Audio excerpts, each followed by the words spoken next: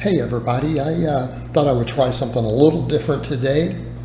I never do anything in front of a camera other than lives. I've been doing everything voiceovers. I'm like, let's try this for kind of a current events. And I've had a number of people raise this to my attention. They're like, oh, your former client is being attacked by Greg Doucette. What do you think on this? And all right, I'm just going to be frank here. At first, I thought I was going to jump all over Greg. I'm like, oh yeah, let me say how Greg is wrong, because I'm not particularly fond of Greg. I think most people realize that. I don't really like the guy. I just don't, and that's okay. He doesn't have to like me. We don't have to like everyone else out in the community. But here's the thing: if we're going to be objective, can we use the excuse that we don't like someone to say that they're wrong? Well, you see where I'm going with that? That's intellectually dishonest. I can not care for Greg particularly and still say, the guy had some good points. He's not wrong. And I'm speaking as someone who actually thinks that Joe's a good kid. You know, I coached him for a while. I think the kid's got good ethics. You know, we talked about some of this stuff back then, and even then, I mean, he was adamant. He's like, I really want to stay natural and do this natural. And of course, and what I told him is I was not going to try to influence him towards changing his mind, because that's the route he wanted to go. And I also told him that even if he wanted to go the other route, I felt like it was too soon anyways, right? That he really should build a lot more of a base drug-free, okay? And that would be reasonable. And that would be before he even entertained the discussion, okay? And it's because I think people should pay their dues first. And quite frankly, I think that people who haven't really seriously committed some serious time and effort to building a base, I don't think they should even be really having the discussion, in the sense that that's a very serious choice to make. It's not a choice that someone should make lightly. It's not a choice that someone should make without putting in a certain amount of commitment first. And that's just my opinion on it. And I'm not saying before they decide, I'm saying before they really have the conversation in their head. You know, I would tell most people, look, spend a few years really building a base, then sit down and worry about the drug-free versus enhanced conversation. Like, don't even worry about the topic until you've spent some years building a base. Then sit down and have the discussion with yourself. And I think that's the way it should be approached. I think that's a mature way to approach it. And it's even I told him then, I didn't think that he had enough of a base to even to make the decision, right? He just didn't, you know, and I think he pretty much agreed with that, and that's pretty much where we left it, you know. So that was my last interaction with him, and that's been, oh gosh, several years. And we did get him up to a 405 deadlift is what he got to while I was working with him. I only worked with him a few months, but he did make good progress in that time. So the thing is, I know that he really did want to try to stay drug-free. And I know that he was at the time serious about that. Now, that being said, I hate to use this word if, because we all know all serious influencers, they go on. I mean, they have no financial or business incentive to not. It's a business decision at that point for people. And that's why I would say when Greg brings up stuff of, well, I provide a service. Not really. I used to provide the how to spot a fake natty, but now we're at a point in the community where, look, it is just a reasonable, safe assumption to assume all your fitness influencers are on something. Okay, it's just a business decision at that point. And I'm not saying it is a moral judgment. And it's just also to protect the person watching, right?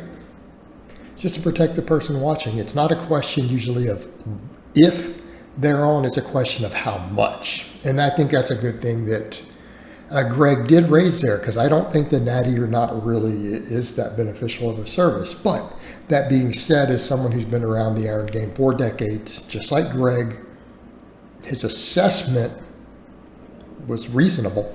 His assessment is very similar to what mine would have been. And again, this is, Greg and I don't really even like each other. And I'm sitting here going, yeah, but he's not wrong. I mean, he actually had a very mature and reasoned and well thought out response in the things that he noted regarding several years of minimal progress, and then a short period of time you make more progress than ever. Bigger, leaner, fuller. Just the way he did the stuff of saying we bulk in gains, and being ambiguous with it. It's good marketing. But the thing is, I want to be clear. I don't have an ethical issue with Joe doing it that way if that's what he chose to do. Guy's going to build his career. He's got to make his money. I just hope he's not selling scam supplements. I haven't checked into what Joe's doing, but I did kind of see the pictures and the comparisons. Greg raised that point. Greg also raised the point of just because someone's not strong doesn't mean they're on gear. Everyone thinks gear works like magic. That if you, and I agree with that, that you're going to do one cycle and put a full plate on your bench. Yeah, I'm sorry. Everyone who's been around that world knows that is not how it works for most people. That's just reality. In other words, if you bench 225, 2 plates aside right now, the odds that you're going to go from that to 315 in 10 or 12 weeks of stuff probably aren't. Not saying it doesn't happen, it's just very rare. 1 in 20. Very rare individuals, and they're usually super responders. That's not the basis. Just, and this, by that same token, just because someone is strong doesn't necessarily mean they're on gear. I mean, John Hack, perfect example. Genetic freaks. Good training, high neural drive, good muscle fiber distribution. There's a lot of factors. There are genetic freaks in terms of strengths. They exist. So he pointed those things out. He pointed out the face fullness, the puffiness, right? The nips looking a little puffy. And I can make a joke and be like, Greg, why are you worried about this dude's nips? I'm not going to go there. So I don't want to go there. I'm not going to edit this. I'm going to run this one straight through. You guys are going to know there's going to be no chops and edits. I'm just going to speak off the cuff. I do most of my voiceovers that way. I don't think people realize that. I just do them in one take and just flow with it. Don't care. So, again, he raised a number of points. The all lean gains, relatively quick lean gains for someone who's stalled for quite a while. Just those things, they're indicative. But I think the thing that needs to be said there, even when I agree with that, I'm not picking on Joe. I've had conversations with Joe. I've coached him for a little while. We've had video chats in the past. I think he's a good guy. Okay, I don't think he's a bad person in any way. I think he's got a good head on his shoulders. I think he's smart. I think he's driven. And as far as I knew back then, he actually had pretty good ethics. Just as a person. My assessment of him, my personal assessment of him. So, and I would say with a lot of this, it comes down to, did he have body dysmorphia, insecurity? Absolutely. And that goes with this territory. And he's in the spotlight. Is a camera on him or eyes on him or people criticizing him 24/7 all the time?